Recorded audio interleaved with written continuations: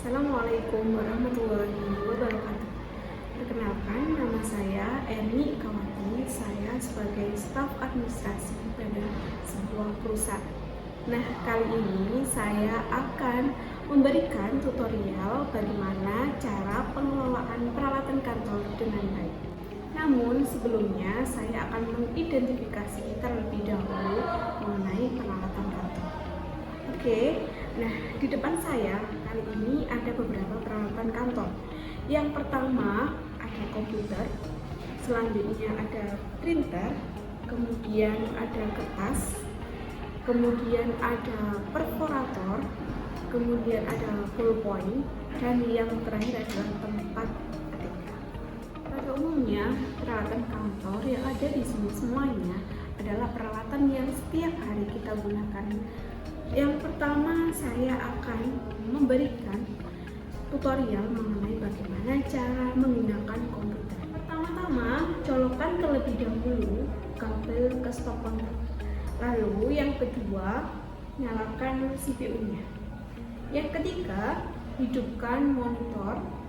Selanjutnya pastikan keyboard dan juga mouse terhubung ke CPU. Setelah komputer sudah dinyalakan, baru kita membuka file yang akan kita print out. Kita buka terlebih dahulu pada file yang sudah kita simpan pada komputer.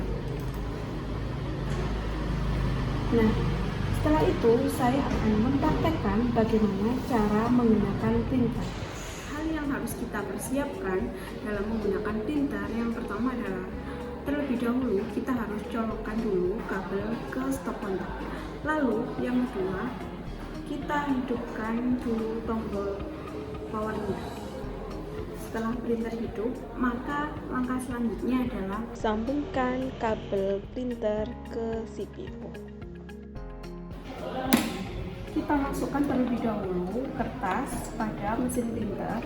Nah, kemudian kita harus perhatikan dulu letak dari suatu kertas. Karena apa? Karena jika kita salah untuk menaruh kertas, maka nanti hasilnya juga akan berbeda seperti itu. Langkah berikutnya adalah mencetak dokumen. Yang pertama adalah kita menekan Ctrl B pada keyboard. Kemudian kita harus tahu terlebih dahulu karena kertas yang kita pakai tadi adalah kertas A4, maka pengaturan di sini kita harus sesuaikan dengan ukuran kertas. Nah, setelah selesai, maka kita memilih terlebih dahulu printer yang kita gunakan. Nah, printer kali ini kita menggunakan printer L3250. Nah, setelah kita memilih printer, maka langkah selanjutnya adalah kita tinggal klik print pada layar komputer.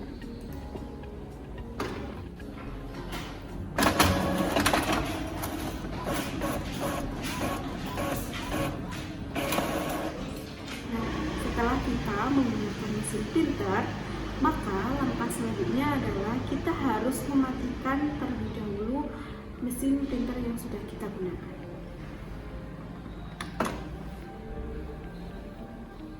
Baik, selanjutnya saya akan mempraktekkan bagaimana cara menggunakan perforator. Nah, apa sih perforator ini? Perforator ini adalah alat yang digunakan untuk melubangi arsip atau dokumen. Nah, saya ambil contoh di sini untuk surat yang sudah saya cetak tadi. Ini akan saya lubangi terlebih dahulu karena nantinya ini akan kita. Nah, kemudian di sini kita ambil ujung atas dan juga ujung bawah, kita lipat keduanya, kita satukan dari ujung atas sama ujung bawah, kemudian kita lipat sedikit pada bagian tengah. Lalu kita masukkan perforator kita. Nah, kemudian di sini ada segitiga yang harus kita luruskan dengan garis yang sudah kita lipat tadi.